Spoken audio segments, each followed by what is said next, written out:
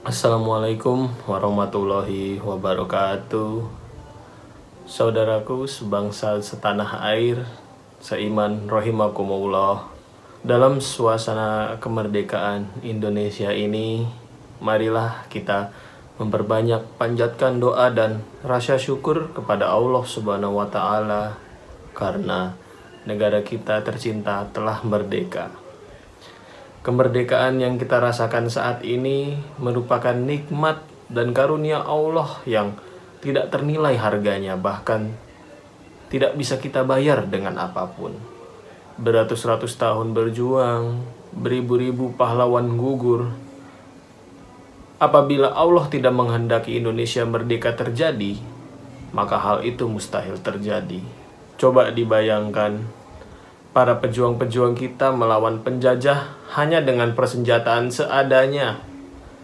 Namun teriakan Allahu Akbar menggema di mana-mana. Tak gentar, tak takut, tak mundur, karena mereka tahu hubbul waton minal iman, yang dimana negeri adalah sebagian dari iman. Ingat saudara-saudaraku, bila mati gugur dalam medan pertempuran, hanya surga jaminannya.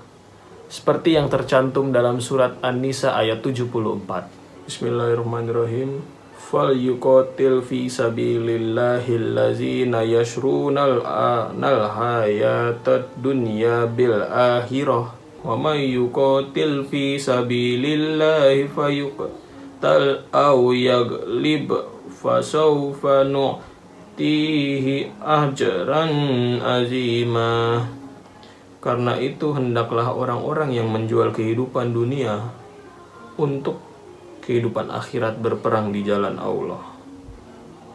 Dan barang siapa berperang di jalan Allah lalu gugur atau memperoleh kemenangan, maka akan kami berikan pahala yang besar kepadanya. Saudaraku sebangsa setanah air, seiman rahimakumullah, marilah kita mengingat sejarah kembali. 350 tahun, kurang lebih 3 abad, bukanlah waktu yang singkat ditempuh bangsa Indonesia untuk mencapai kemerdekaannya. Pergolakan perjuangan terjadi di seluruh daerah di Indonesia, mulai dari Aceh, Kalimantan, Sumatera, Jawa, bahkan hingga ke bagian timur Indonesia pun bergejolak. Gugur satu pahlawan, bangkit 1000 pahlawan baru. Ini merupakan gambaran bahwa Indonesia adalah negara kuat yang Allah berkahi dan rahmati. Hingga pada puncaknya, kemerdekaan itu tiba di waktu yang tidak disangka-sangka, dalam keadaan genting dan waspada. 17 Agustus 1945 dibacakanlah teks proklamasi oleh Insinyur Soekarno pada jam 10 pagi dan tepatnya di bulan Ramadan. Sebelum waktu sholat Jumat, di hari terbaik bagi umat Islam, menjadi hari terindah juga untuk bangsa Indonesia. Dalam keadaan berpuasa, para tokoh-tokoh proklamator, para pemuda-pemuda, dan golongan-golongan tua bergabung. Mereka menguatkan tekad bahwa kemerdekaan Indonesia harus dinyatakan sekarang juga dan tidak mau ditunda lagi. Negara ini diperjuangkan dengan iman, dibangun dengan landasan iman, dan mendapat kemerdekaannya pun dengan iman.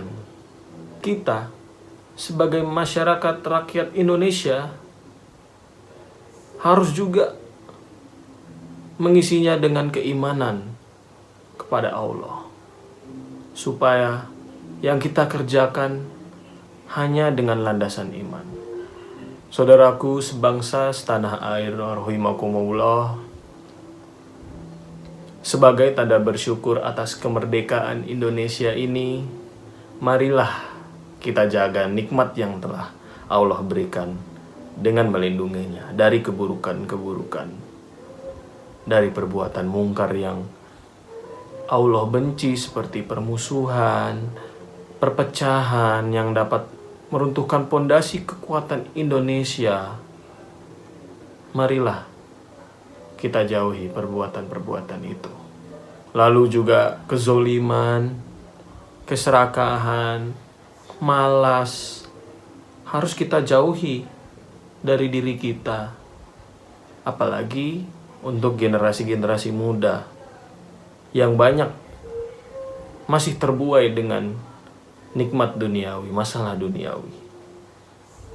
Jadilah manusia yang pandai bersyukur dengan menjadi rakyat-rakyat yang selalu menjaga kemerdekaan Indonesia ini dengan iman, doa, dan usaha-usaha mulia yang dipertaruhkan.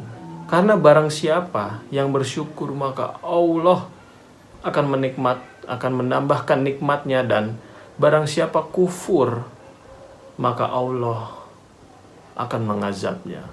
Semoga di bulan ini, di mana bulan untuk memperingati hari kemerdekaannya Indonesia, kita tetap bisa menguatkan amal ibadah kebaikan kita.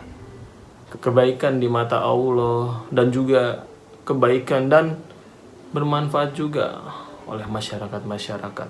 Sebagai cara kita bersyukur kepada Allah, karena Allah menyukai hamba-hamba yang bersyukur. Sekian, terima kasih dari saya. Wassalamualaikum warahmatullahi wabarakatuh.